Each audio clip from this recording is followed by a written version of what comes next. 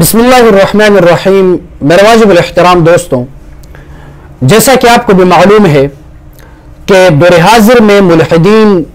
اور ملحدین کے جو اعتراضات ہیں وہ کافی مشہور ہو چکے ہیں۔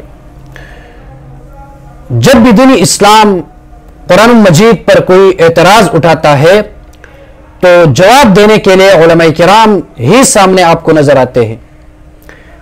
اور یہ بات بھی سب لوگ جانتے ہیں کہ علماء کرام علم التفسیر، علم الحدیث اور فقہ اور اصول فقہ، علم النحو، علم الصرف اور منطق میں کافی عبور رکھتے ہیں، اور ان علوم کے ساتھ علماء کرام کا کافی واسطہ ہوتا ہے۔ لیکن ایتھیزم، الہاد ایک ایسا جدید موضوع ہے دور حاضر میں اس موضوع سے علماء کرام کا واسطہ کم پڑ جاتا ہے، اور کالج اور یونیورسٹی کے اندر کئی لوگ الہاد کے اس فتنے کا شکار ہو جاتے ہیں۔ تو ہمارے علماء کرام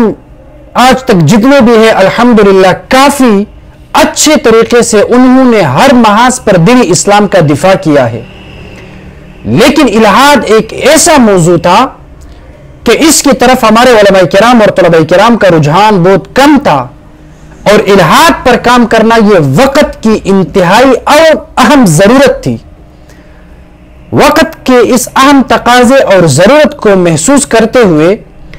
میں نے اگرچہ بظاہر حجم میں چھوٹی سی کتاب لکھی ہے، فریبی الہاد و حقیقت ایمان کے نام سے،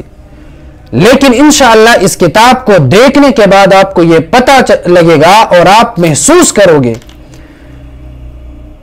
کہ اگر کوئی ایک سخت ترین ملحد بھی اگر اس کتاب کو بغور ایک مرتبہ مطالعہ کرے تو انشاءاللہ اس کا دل ایمان کی نورانیت سے منور ہو کر وہ الہاد کی دلدل سے نکل کر اسلام کی طرف ضرور آئے گا، لیکن مطالعہ کرنا شرط ہے۔ اسی طرح ہمارے جتنے دوست احباب ہیں وہ ملحدین کے اعتراضات کی وجہ سے اگر ان کی ذہن الجھن کا شکار ہو چکی ہے تو اس کتاب کو بغور صرف اور صرف ایک مرتبہ دیکھنے سے ان کے ذہن کو انشاءاللہ اتنا سکون ملے گا، اور ان تمام اعتراضوں کے جوابات ان کو ملیں گے جو دور حاضر میں ملحدین کرتے ہیں۔ خصوصاً کالج اور یونیورسٹی میں جو ایک موضوع کافی معرکۃ الآراء ہوتا ہے، یعنی ارتقاء کا جو نظریہ ہوتا ہے، ڈارون کا جو نظریہ ہے، تو اس چھوٹی سی کتاب کے اندر نظریہ ارتقاء کا تحقیقی اور تنقیدی جائزہ لیا گیا ہے، اور ہماری مسلم جو اسکالرز ہیں، اکثر جو پروفیسر ڈاکٹرز جو لوگ ہیں وہ بھی نظریہ ارتقاء سے کافی متاثر ہو چکے ہوتے ہیں، اور یہ معرکۃ الآراء اور زیر بحث مسئلہ کالج اور یونیورسٹی کے اندر پایا جاتا ہے۔ تو نظریہ ارتقاء اور نظریہ ڈارون پر اس کتاب کے اندر خوب گفتگو بیان کی گئی ہے، اور اس کتاب میں مزے والی بات یہ ہے کہ نظریہ ارتقاء کو قرآن مجید کی روشنی میں اس نظریے کا تحقیقی جائزہ لیا گیا ہے، اور 10 آیتیں مبارکہ وہ نظریہ ارتقاء کے حوالے سے اس کتاب کے اندر موجود ہے۔ وہ لوگ جو نظریہ ارتقاء پر بڑی بڑی کتابیں دیکھتے ہیں لیکن پھر بھی ان کے ذہنوں کے اندر الجھن اور اعتراضات، اشکالات پیدا ہوتے ہیں، تو ان دوستوں کے لیے یہ کتاب انشاءاللہ کافی مفید ہوگی، کیونکہ میں نے اس کتاب کے اندر عام فہم انداز میں نظریہ ارتقاء کا پس منظر اور تحقیقی جائزہ لیا ہے۔ ایک بار دیکھنے سے نظریہ ارتقاء کی حقیقت سے بھی آپ خوب آگاہ ہوں گے،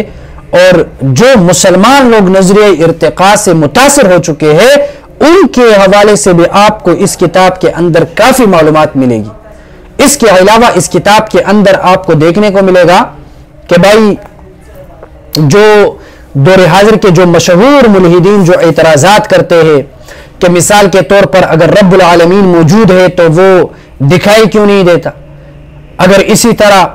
اللہ رب العالمین موجود ہے تو پھر فلسطین میں اتنے بچے وہ کیوں مر رہے ہیں، اگر اللہ رب العالمین موجود ہے تو مسلمان کیوں مغلوب ہے، اسی طرح کافی دیگر مشہور اعتراضات جو ملحدین کے ہوتے ہیں، تو وہ اس کتاب کے اندر آپ کو عام فہم انداز میں آپ کو ملے گا۔ یا اسی طرح بعض لوگ اپنی زندگی سے تنگ آ کر وہ یہ کہتے ہیں، جو آپ نے ویڈیو میں دیکھا ہوگا کہ اللہ رب العالمین نے ہمیں کیوں پیدا کیا، اس قسم کے سوالات کا جوابات بھی آپ کو اس میں ملے گا۔ اور اس کے صفحہ نمبر 65 میں ایک بڑے مشہور اعتراض کا جواب بھی آپ کو ملے گا کہ اگر تقدیر میں جہنم لکھا تھا تو انسان کا کیا قصور ہے؟ انسان جب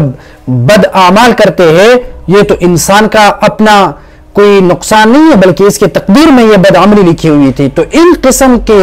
اس قسم کے اعتراضات جو ذہنوں کو الجھن کا شکار بنا دیتے ہیں، ان تمام اعتراضات کے جوابات اس کتاب کے اندر موجود ہیں۔ یا اسی طرح ملحدین غیر مسلم وہ یہ اعتراض کرتے ہیں کہ انسان کو 50 سال کی زندگی ملتی ہے تو اس کے بدلے ہمیشہ ہمیشہ کے لیے جہنم کیوں دیا جاتا ہے؟ اور یا یہ اعتراض کہ اگر اللہ رب العالمین موجود ہے تو پھر کافر کو دنیا میں عذاب کیوں نہیں دیا جاتا؟ تو اور بھی کافی اعتراضات ہیں۔ یا اسی طرح اگر اللہ رب العالمین اپنے بندوں سے محبت کرتا ہے، ماں سے زیادہ محبت اللہ رب العالمین اپنے بندوں سے کرتا ہے، تو پھر اس بندے کو جہنم میں ڈال کر آگ سے کیوں جلایا جاتا ہے؟ اس قسم کے اعتراضات تو انشاءاللہ اس کتاب کو دیکھنے کے بعد آپ کو کافی فائدہ ہوگا۔ اور یہ کتاب ظاہر سی بات ہے کہ حجم میں کافی چھوٹی ہے، تقریباً اگر انسان وقت نکال کر 1 گھنٹہ یا آدھا گھنٹہ بغور اس کتاب کا مطالعہ کرے تو اول سے لے کر آخر تک اس کو دیکھ سکتا ہے اور انشاءاللہ سمجھ سکتا ہے انسان کے دور حاضر میں اس کتاب کی کتنی ضرورت ہے۔ وہ آپ اس کو ایک بار مطالعہ کرنے سے آپ کو اندازہ لگے گا۔ اور یہ کتاب تقریباً کافی مختصر ہے، 112 صفحے پر مشتمل ہے، اور انشاءاللہ ایک بار دیکھنے سے آپ کو کافی فائدہ ہوگا۔ تو یہ کتاب آپ پشاور قصہ خوانی سے بھی حاصل کر سکتے ہیں، اور اسی طرح آپ ڈاک کے ذریعے بھی منگوا سکتے ہیں،